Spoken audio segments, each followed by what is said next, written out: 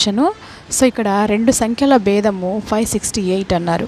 అయితే ఒక సంఖ్య 796 అయినా రెండవ సంఖ్య ఎంత అన్నారు. సో భేదం ఇచ్చినప్పుడు మనము ఎంతలో రెండు అంకెల మధ్యలో భేదం అడిగారు కదా. భేదం ఇచ్చినప్పుడు మనం ఏం చేయాలంటే, సో ఎంతైతే ఒక నెంబర్ ఇచ్చారో భేదము కదా మైనస్ చేశారు కాబట్టి మనం మైనస్ చేయాలి. 568. సో ఇక్కడ 16లో నుంచి 8 పోతే 8 అనేది వస్తుంది. ఇక్కడ 8 ఉంటుంది. 8లో నుంచి 6 పోతే 2. ఇక్కడ ఎంత ఉంటుంది? 7 నుంచి 5 పోతే 228. సో రెండవ నెంబర్ ఎంత అంటే 228.